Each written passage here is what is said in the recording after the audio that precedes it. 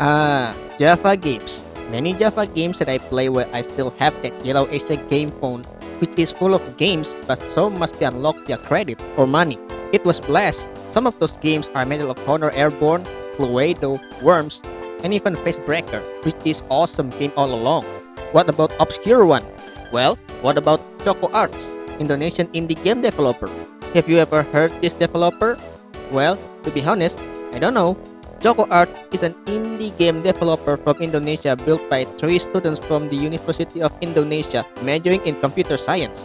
They are Mega Denditya, Sely Haudi, and Muhammad Husein, where this developer founded Chocoarts in 2011 and fully operational in 2012. This trio and their team have created many games for Android such as WIB, TTS Cak Lontong, and Djinn Caster. And iOS there are Almightree and Flow the Cloud. Well, the topic of this video is the Java games for Nokia Store, namely Keto Adventure, Mary's Nightmare, and Keto Fantasy, which are games that will be reviewed in this video. But before we start, I have something to say. There is supposed to be an early Keto game called Go Go Keto, but I don't know of its existence. Even searching for their social media, there's no news about this game. I believe this game was created for competition on Nokia Lumia developer, which I think this game was meant for this event only, not for public, I think. Alright, that's it. Let's review these two games. March, change it. Okay folks, this is the second Keto game called Keto Adventure, Mary's Nightmare. I must tell you, the story on this game is a little bit confusing. There is some comic panel showing the story of Mary and her parents, I think, and they leave her behind. What a bastard parents. But they handed Keto doll as her temporary friend, I think, and she goes to sleep. And that's the prologue. And then comes the story and this game. After that, Mary was fall from her bed and the game begins with diary written by Mary herself. And believe me, this game has two stories yet confusing and connected with both Keto and Mary. One with Keto's perspective in-game and other is Mary's point of view with her diary as loading screen information. You control Keto, her doll that comes to life, I think, and you need to venture into nightmare house created by evil creature. Which spoiler, it was in the promo image on Chocoarts site. You can control Keto, move, jump, double jump, attack with delay animation, and also mid-air attack. You must fight all 8 levels against Orc and Goblin as constant mook enemy, while navigating Keto through this house that riddles with trampoline, traps, and endless castle. Until he met with boss in this game. First is the troll, and he was just that. Luckily, it's not armor troll. You gotta beat him with normal or mid-air attack, which show in his stagger animation state, or use super skill, which you must activate by holding attack button. Yes, holding attack button, and this is cumbersome. Why not use other buttons such as 1 for 1 bar and 2 for 2 bar skill? Because this can be dangerous if you face Goblin Archer while you're holding attack to activate super skill. Or Orc attack you while holding attack button. They can cancel your skill or prematurely activate 1 bar skill but you want to use 2 bar skill. Evade his attack, such as ground and aerial attack until you defeat him and collect everything, coin and health upgrade.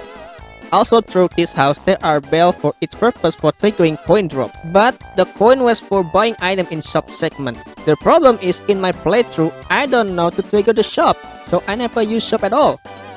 Or it was for Android version only? I don't know. But be careful, when you collect all 3 bells, the coin drop randomly and even stuck on wall and traps, which is infuriating.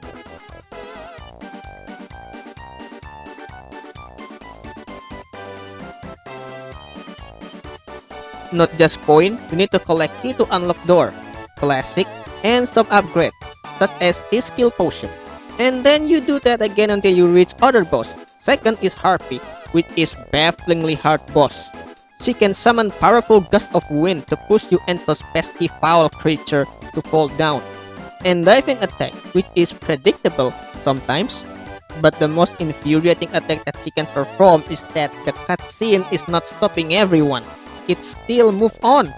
So, when you attack her and she defeated, guess what? You should never attack her while mid-air while crossing chasm. The cutscene nullifying all moves including jumping in mid-air, so when you attack her while there is no platform below you, I died in the cutscene! What the yes, you die in the cutscene. What a cruel joke. Even the skill cutscene, you can grab potion while performing skill and our enemy is not moving, which is kind of strange, to me personally.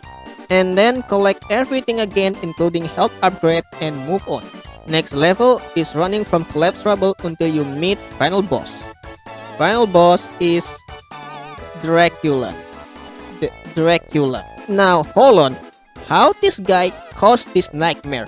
I thought this was just a bad dream. I don't remember Dracula's ability to drag sleeping human into nightmare world. Confirm me if I'm wrong. This guy is difficult, but not too hard, although he is constantly summoning Mook just like the rest of the previous boss.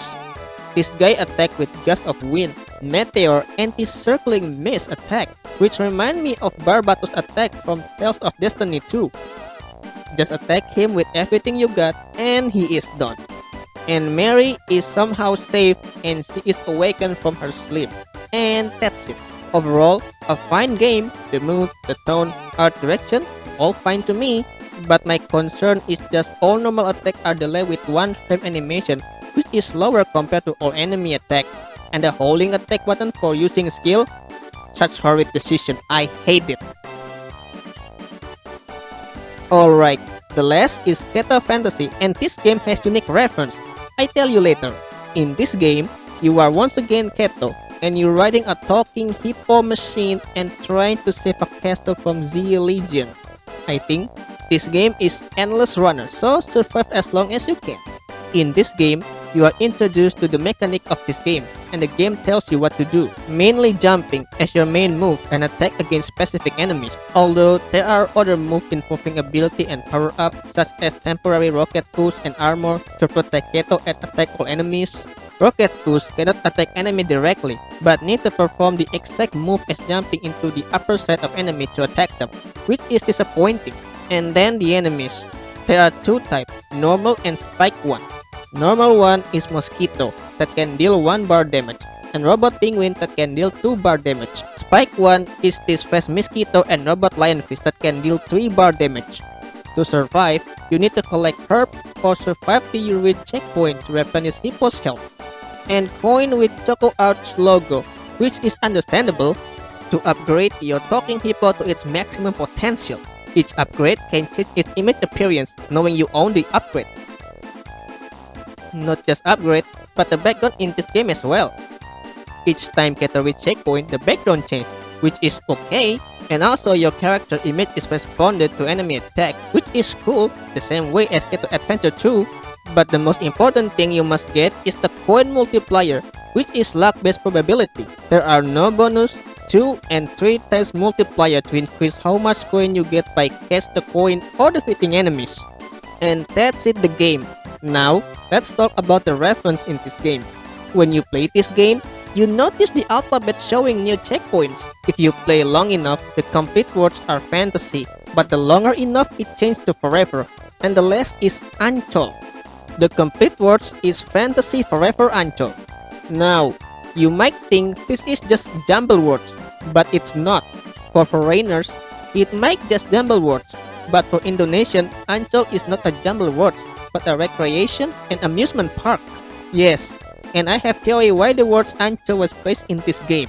You see, I do some research about these developers and I found it why this word was placed. The first reference, back in 2012 at 16 to 17 June, the developers was competing in an event called Coding on the Beach, sponsored by Ancol for Nokia game platform only. Chocoarts team was competing against 70 teams to create Nokia game prototype, and in the end, the game must be completed for online or offline purpose. At 17 June, Own Games win the first place. Independent studios from Depok got second, and the third place is Chocoarts. The team for game prototype was supposed to have connection with Ancol Recreation Park, as this event was sponsored by Ancol all along, so we came to last reference, the enemies. You notice the enemies are mostly mosquito and sea creature, penguin and lionfish. Guess what? It referencing both before and after Ancol been built. So if you read the Wikipedia about Ancol, it was not a good place. Before part is, when Ancol not exist yet, that place is a swamp filled with mosquito and wild fish. The after part is, enemies such as penguin and lionfish are part of Ancol's SeaWorld attraction. The game referencing both past and present history of Ancol and its recreation section part. Dang, both personal and even reference put into one game? That's neat. But the problem is, I don't know what game prototype is created for this event, and I think Keto Fantasy was that game.